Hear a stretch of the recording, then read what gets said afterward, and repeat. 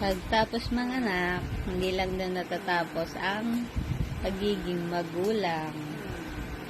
Nandito na ako ngayon, nagpapapam para sa kay baby. Para matalino. Hindi siya marunong magsuso sa akin. Kaya pinapam ko na lang. Ayan.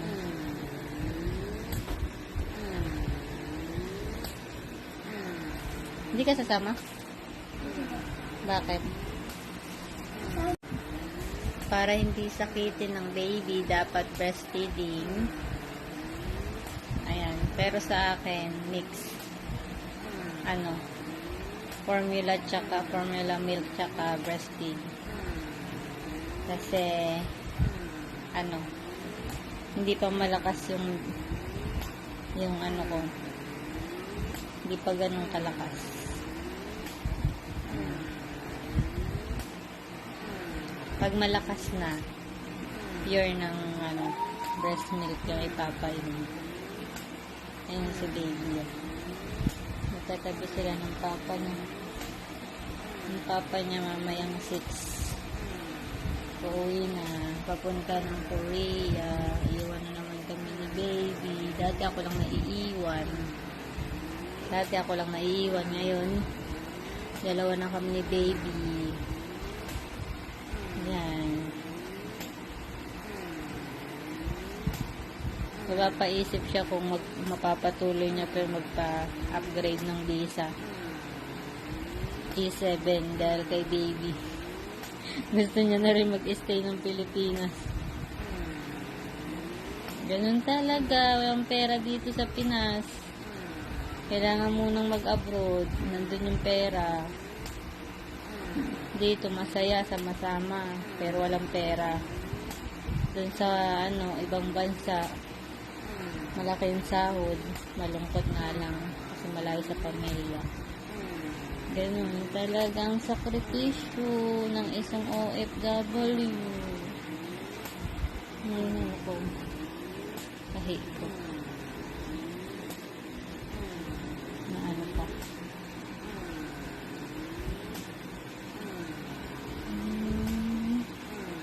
Nakabenta.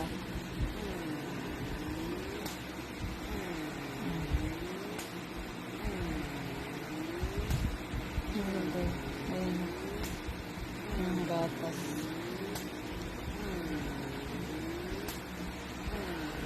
Nakuha ko sa baby niya yung gapo.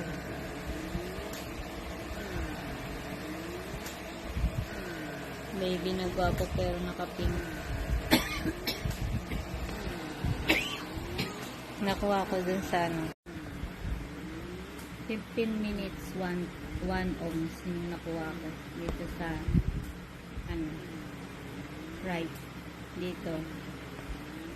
Baka 15 minutes lang din pag 30 minutes makaka 2 ohms ako. Nagpapampa ko kasi malaking nipples ko, hindi kaya ni baby supsupin. Baka pagka niya 6 months or mga 3 months kaya niya na. Nalulunod kasi malaki. Ang vlog na natin ngayon is mommy vlog. Mas maganda kasi daw breastfeed kasi para matalino tsaka hindi sakitin.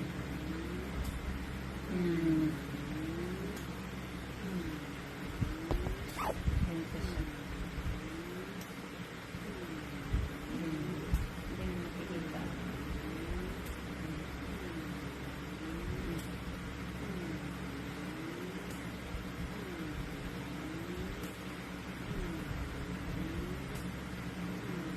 Pag mami ka na, lahat titiisin para sa baby, sa makakabuti sa baby. Yung mga lakas-lakas na siya kasi nagiinom ako ng yung malunggay capsule, ang palakas ng gatas, tsaka lagi akong soup, mga sabaw na ulam, masabaw. Kaya nga gusto ko na umuwi ng kapol eh, para fresh, fresh fish, yung ano, ang ulam ko. Kasi ang hirap dito sa Cavite, mamahal ng bilihin. Tsaka mas gusto ko na umuwi dun. Peaceful yung utak mo, tsaka yung paligid. Dito, lagi lang nasa kwarto.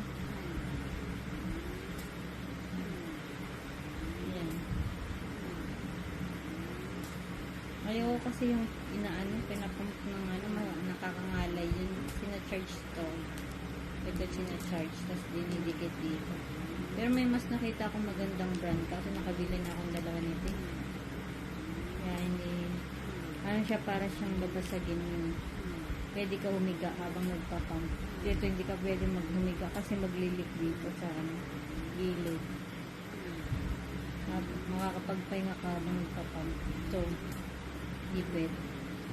Kasi trinay ko nag-leak dito sa sa gilid. Mahirap maging nanay. Kaya dapat ready tayo. Mga kabataan dyan. Sana isip-isip bago magbuntis. Kasi ang hirap. Pag naging magulang ka na, dapat ready ka.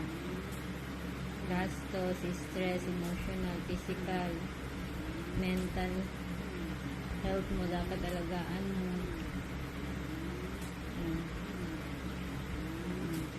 Yung physical mo tagang papangit, katulad ako yung tiyan ko pangit.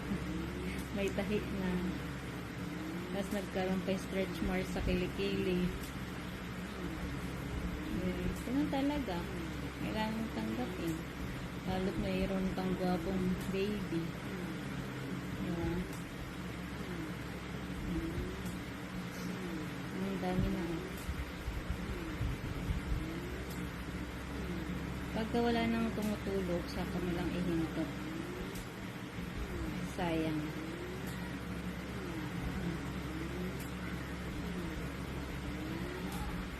Tapos na yung napapainom kay baby.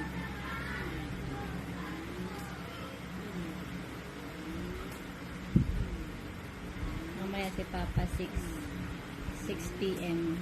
pupunta na siya sa airport. Tapos maglalagin.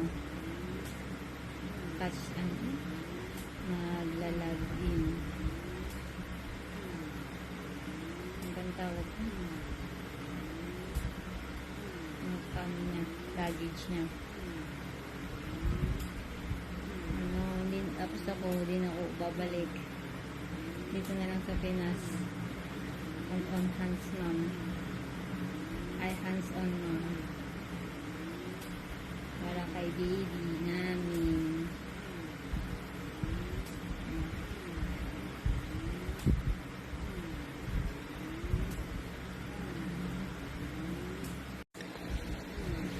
Naano niya yata yung naamoy niya yata yung gatas, nag-iiyak-iyak. Dito papatayin. Opo, wait lang po. Kasi gaganto siya.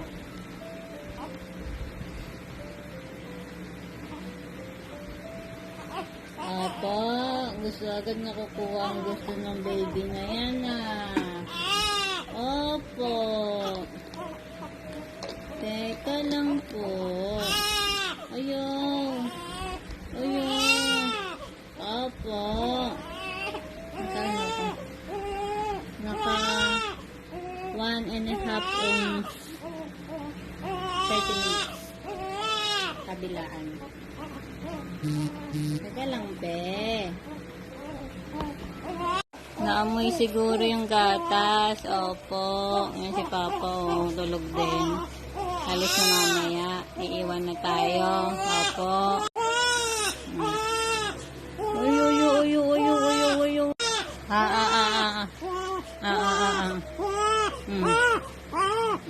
Hawak na hawak. Kay Big Boy ka na, Hawak. Big Boy na yan, diba? Hawak na yan. Ay. Hawak na,